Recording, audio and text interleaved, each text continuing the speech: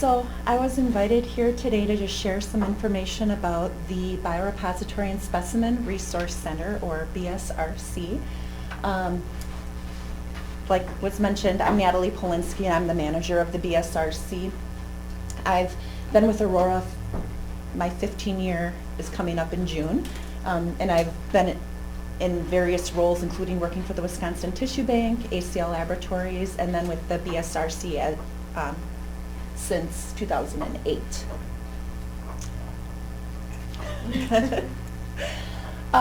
So just to give you a little idea of what I kind of want to talk about today, I want to let you know who the BSRC is, what we do, and what our plans are for the future. So first, who we are. So for some of you that have been with Aurora for a while, and know that the Biorepository started in 2008, back then it was referred to as just the Biorepository program, or it was actually sometimes referred to as ORBIT, which stands for Open Access Robotic Biorepository and Informatics Technology. Whew. And so does that name sound familiar to any of you? Have you heard it? Okay, good. Then I'm glad I put it in the presentation because it sometimes causes some confusion. That was the name of our old program, I would say before 2012. And really that name refers to the fact that we have a lot of robotic instrumentation in our biorepository lab. And so it's kind of a nice little play on words. But since then, we've changed our name. A new name, a fresh look. So we had a bit of a leadership change in 2012. The original founders of the Biorepository left Aurora, and then I assumed the manager role. And so we changed the name. As I said, we're the Biorepository and Specimen Resource Center.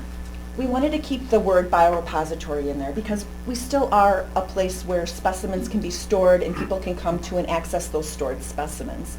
But at the same time, we also want to make sure that people realize that we're a specimen resource center, not just a biorepository. And so it's a place where researchers, both internal and external, can come and obtain biospecimens to be used for research purposes. We sometimes will use the name of our group, BSRC, and then we'll kind of put a little more description, powered by Orbit, because we still have our robotic technology and we do still use it for some of our processes, which I'll explain in a little bit. But that's just a part of what we do now. We've grown to be much more. So the BSRC is part of the Aurora Research Institute. And as you can see, this org chart is a bit outdated. I think it's about a year old, and I did check to see if they had an updated org chart, but it's not finalized yet. So some of this is not quite current, but I wanted to talk to you about where the Biorepository and Specimen Resource Center falls within ARI. So, we have Dr. Lambrecht as our lead, and then we have Sarah with the clinical trials, Vani with investigator-initiated research in the sponsored programs office, Nina overseeing regenerative medicine, and then we have this group here on the side. That's Research Business Services, and that's where the BSRC falls. In the past, we're kind of plugged into different places, and for a short time I reported to Sarah, but for the last 3 years, we've been under Research Business Services. And the reason that decision was made is that the BSRC really needed to develop a business plan and really kind of set a strategic vision for our department. And Kurt Waldhuter, have you met him? Know who he is? The Vice President of Research Business Services. He joined Aurora about 3 years ago and has really helped to kind of guide me. He has an entrepreneur background and has really provided some guidance to my group. And so he also oversees research analytics, so Andy Merrick's group, as well as the clinical trials business services, so Katie Richter's group. And so those are kind of the three. And he also oversees some innovation type of projects as well. So that's where we fall. My team, I manage a team of 4 including myself, And actually, we've grown quite fast. So all of our team members are rather new to the BSRC. In fact, they all have been with us for less than a year. So Kuana started with us about a year ago. Brittany, she's been with Aurora for 5 years in different capacities, but now she reports directly to me. That change was made last summer. And then Matthew came to us about 5 months ago from the Medical College of Wisconsin's tissue bank. And so, yeah, this is our team. We're small, but we're strong. So the BSRC has a couple of groups that kind of oversee and help me and my team make decisions and decide certain things that we're going to do. So a big change that happened at the end of 2014 is that we established the Biospecimen Utilization Committee, or BUC. This group has been so valuable to me. It is made up of a variety of representatives. We have a community patient representative, compliance, ethics and policy, clinical, scientific, medical, finance, and you know who I'm missing? Legal. I apologize, Rachel. I knew I was missing something. I was kind of going through, but how could I forget legal? Rachel sits on our committee. And this has been great because it combines all of those key stakeholders that have input and can provide recommendations to me and to the BSRC executive group, who's Randy, Kurt, and myself. But having this group come together when I have questions about certain initiatives maybe that the BSRC wants to undertake, or just kind of want to bounce ideas off. This group is very helpful in being able to make sure we think about all those different perspectives. We meet quarterly, but we can also meet, ad hoc. The group is very flexible. They actually also review all of our requests for specimens, and I'll talk a little bit more about that in a couple more slides.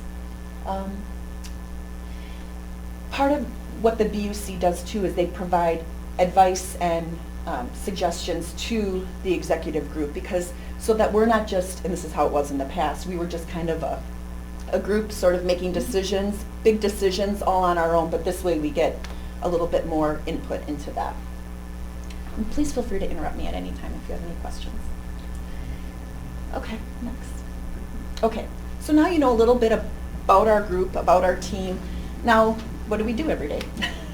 So our mission is to be able to support the scientific community in conducting ethical, patient-centered research so that ultimately we can improve clinical outcomes. And we do that by providing access to high-quality specimens with associated clinical data, de-identified. We collaborate with a variety of investigators, both internal and external, in order to be able to expose ourselves to innovative research opportunities. We also are focused on centralizing our services within Aurora so that there's not all these different biobanks or biorepositories within Aurora, but kind of one centralized, standardized way of collecting samples and sharing them with researchers. And then also, we ensure that appropriate privacy protections and adherence to laws and guidelines and regulations are upheld. The investigators who can access our stuff are both Aurora and outside? Yes. And both academic and private or industry or? Yes. What? Correct. Mhm. But always for research? Correct. Yes, exactly. So the biorepository has 2 IRB protocols that are approved. The first one is the one that was approved back in 2008, kind of with the start of the whole biorepository program. And I'll talk about each in a little bit more detail, but I also wanted to show you too that the second protocol we have was more recently approved in 2014. The first allows us to, it has to do with that broad front door consent. And the second allows us to more prospectively collect biospecimens for research. I'll talk about each of them a little bit more. So the first one, like I said, it's a broad consent form that's presented to patients when they register at 14 out of the 16 Aurora hospitals. It's a 2-page consent form. I'm sure a lot of you have seen it before. And it allows us to be able to collect any discarded clinical biospecimens from the patient, as well as access the EMR to collect de-identified data. The registration caregivers throughout the system receive training via a learning connection module that is reviewed by the IRB and kind of given its blessing to be used. And then once a patient signs the consent form, it's immediately scanned into Epic, and then my caregivers will go through and check all of those consent forms to ensure that they're properly signed and dated. Because occasionally there's mistakes made and sometimes the wrong form gets uploaded or whatever, so we actually go through and visually check all of those. We had about 300, on average 300 new consent forms a day. We have over 140,000, I believe, that have been validated by our team, so quite a lot. And so when the patient signs that consent form, it allows us to be able to kind of link that up to some of the laboratory automation that we have in our lab. So on a daily basis, ACL, which is Aurora's clinical laboratory, instead of just throwing out their discarded tubes, they send them to the BSRC on a daily basis. And then tubes from those deliveries are selected based on consent and study criteria. So ACL sends us everything, and then our robots will go through and identify which samples are consented and which meets specific criteria for current active studies or for future banking, yes. Who actually does the consent? The registration staff, Okay. like patient access services. And they've been trained? Yes, right. So they go through the learning connection module, and when we started the consent process, it was deemed that was sufficient training for them because literally they're just, because of it being discarded samples and de-identified data, the risk was very low. In fact, when we started this program many years ago, there was a lot of discussion, right, Michelle, about whether or not we would even need to consent patients. Thank goodness the decision was made to consent patients, in light of some of the common law or, common rule changes coming up. Natalie, can I ask Yeah. you a quick question? Mhm. So the robotic decision about did the patient sign consent, is there any quality checks on that? Mhm.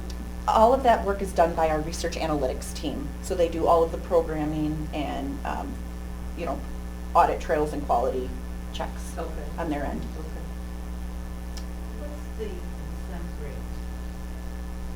It depends. It depends on the location. So some hospital sites have a very high consent rate. Baycare, super high. We're talking 80-90% of patients say yes. How come? It's a good Why question. would that be different? Compared to Sinai, Mhm.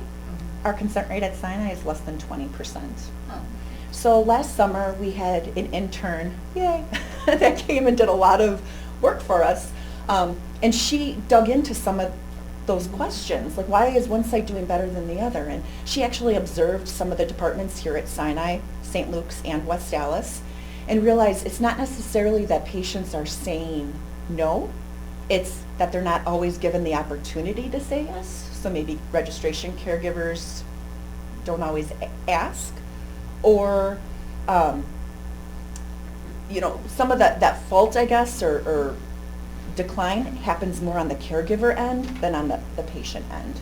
So we need to dig into that a little bit more as far as, follow up and retraining and that kind of thing. So I think that's what leads to it. I think that the caregivers probably in Baker are a little bit more engaged. Do the people who say yes ever get reports back about what's being done? Not specifically. What we have been meaning to do and have kind of been on hold for several months due to IT freezes on updates on the website. But our goal is to provide general broad information on the website, like, we've used, X number of samples for a study on cardiovascular disease or whatever it might be, but very, very broad kind of general information, but not specific back to the patient. And you couldn't, right, because it's data. Right. Yeah. Yeah. And our consent form says that too. You will not, the results of the research won't be shared directly with you. And it's data, it's still using an honest broker robot? Yes. Yeah. And so once the tubes are selected, and I have some images on the next slide that'll kind of walk you through that. The samples are processed by the caregivers on my team, and then either stored for future use or provided immediately for like a current active research study. And over the years, we've supplied hundreds of samples, both internally and externally, for research. So this kind of shows you what that process looks like. So we get the racks of tubes from ACL, like I said, on a daily basis. We get a lot, hundreds of, think about how many times patients have blood drawn, and some inpatients have blood drawn daily. So we get a lot of blood tubes. And again, these are from consented and non-consented patients. My team then racks them in these robotic rack strips here. They all have barcodes already on the tubes because from the clinical lab. And then those rack strips then are in this robotic workstation. And then we run a program, again, that's written and maintained by our research analytics team. And the robot will scan all of the barcodes, link it to Epic, be able to determine which tubes have a consent form that our caregiver has actually gone in and made sure it's valid, because we don't assume. And then also, if we have a study that's looking for serum samples from men between the ages of 50 and 60 with history of hypertension, for example, we can plug that as a study into our robot, and then the robot will pick out those samples and will alert my team, okay, these 3 samples are for this study, these 2 are for this study, these 5 can be just stored in the freezer for future use. So can you kind of see there that how some of them are picked out and then they're moved off to the other side? This is kind of like a top-down shot. And then all of the samples that aren't selected are just discarded. The ones that aren't picked, it doesn't mean that we don't have consent, it just means that we don't have an immediate need for them. And part of the reason for doing this is that, initially, back in the day, we were, any sample that was consented, we would pick it and store it, and not really be selective about what we're doing. And obviously, there's a lot of patients that have been consenting, and so we could have filled up probably 100 freezers by now, and we don't have the time or the money or the resources for that. So in the last couple of years, we've been very selective about which samples we pick. And so yes, they can then be stored in our freezers. We have liquid nitrogen freezers, or we can pick them and process them and send them out to external researchers right away too.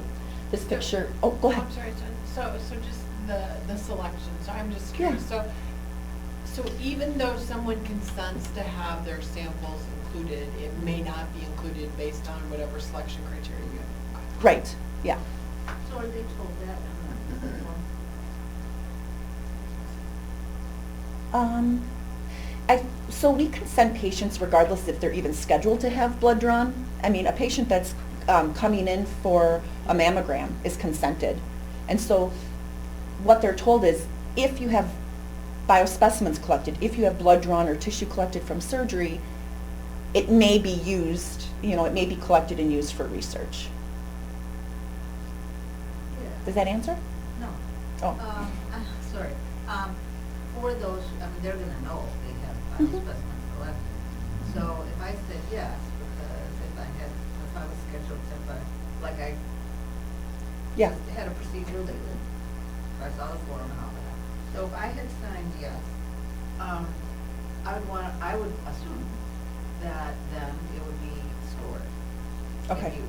Mhm. And if it's really not gonna be, or if there's a possibility that it won't be, I think we should just say that. Mhm.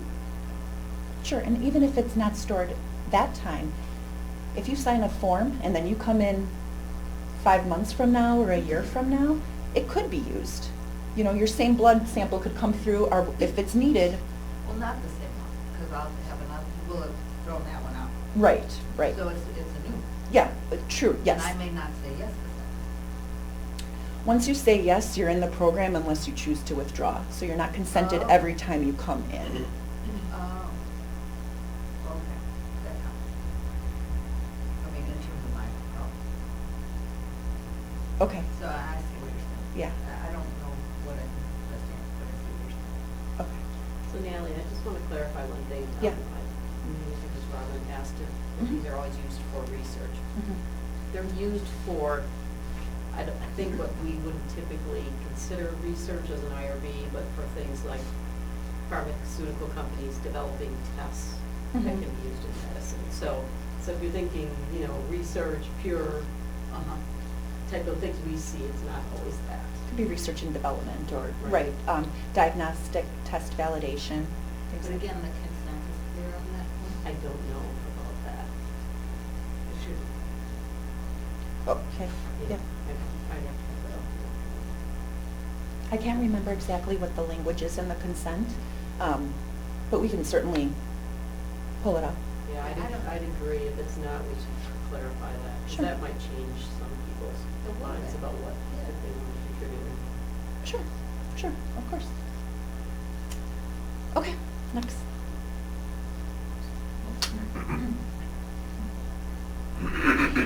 So that's one protocol that we manage, and the second one is this prospective biospecimen collection, storage, and distribution.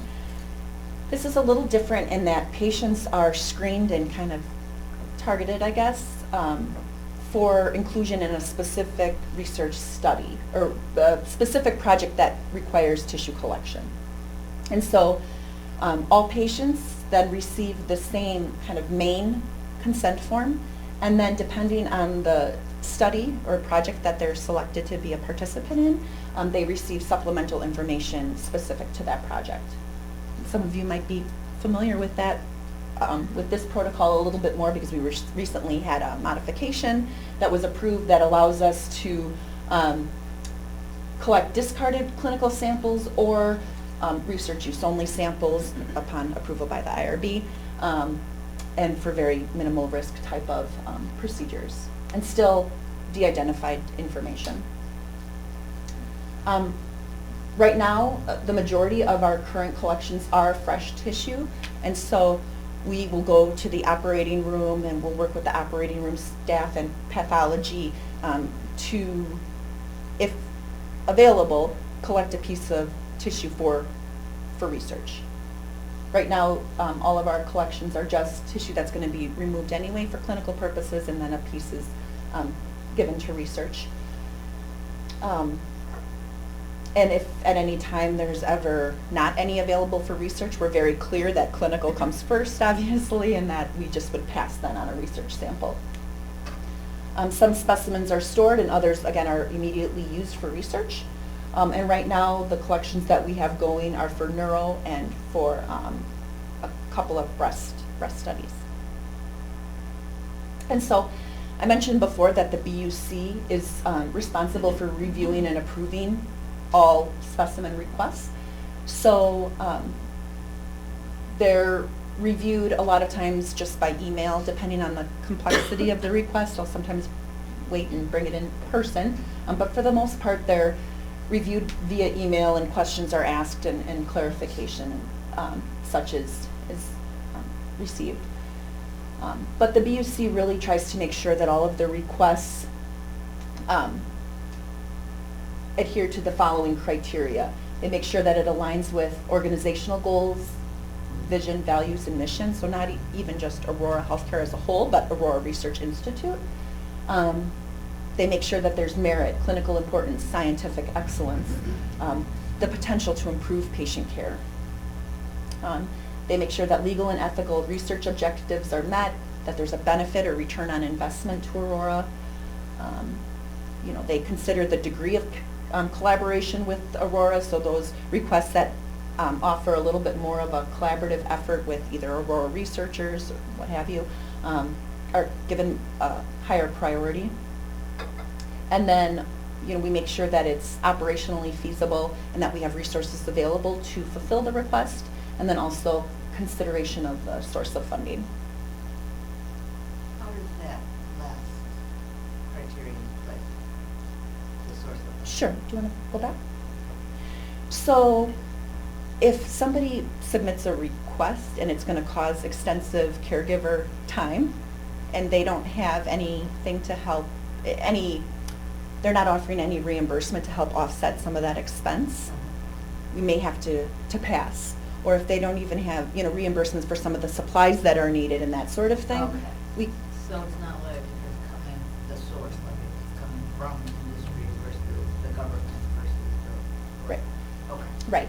And I should say that all internal requests are given highest priority. That is our focus is supporting our internal researchers first. But a lot of times that research is not funded, and can be, you know, quite, Yeah. take quite a toll on our resources. So there has to be, you know, other ways to be able to offset that. So I just wanted to throw this slide up there too. Like I mentioned, the BSRC has 2 protocols that we follow, but like it or not, there's other additional protocols that either I'm involved with or the BSRC team is involved with. And so this might sometimes cause confusion if you see my name as maybe the contact person, or, you know, and like, how does that relate to the biorepository? So that's why I wanted to kind of clarify this. So there is a protocol out called RAPID.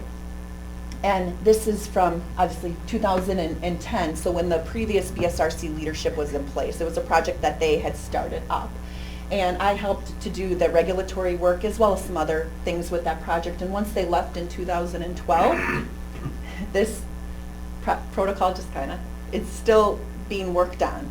And so while I'm not directly involved in the project and my team's not directly involved in the project, I still maintain the regulatory piece to it. So continuing reviews I submit whenever there's a question about what's allowed, what's not allowed. Those that are directly involved in the project now will come to me. The people that are directly involved are Kurt Waldhuter and Andy Merrick, because it has to do with data and that kind of thing. So, the next are a couple of NovaScan studies. So these are studies that Brittany Last, the research coordinator on my team, has been involved in for a couple of years. And when she transitioned to my team, these studies came along with her. Oh. And so, again, not really directly involved in it other than I'm her manager, and so I do get pulled into some of the conversations and help a little bit in some decision making when it comes to her and her time. Does that make sense? And then the last 2 are protocols that I submitted but never really went anywhere. We withdrew. So the first is an archived, it was a project we wanted to start a couple of years ago where we would pull some of those formalin fixed paraffin embedded blocks and use those and store them in the biorepository. And so at that time though, there was some uncertainty by Dr. Anderson, I think, and some questions, and this was even before the BUC was formed. And so it never received IRB approval and kind of fizzled out, and we ended up just closing it. I should say there is some interest in maybe reviving that, but it would probably be a brand new submission and in a whole different place now that we have the BUC in place and a little bit more guidance on some of the things involved in that project, like consent or a waiver of consent. And then the last one was on the list that was sent to me, and this was related to the modification I recently submitted. We were going to submit it as a brand new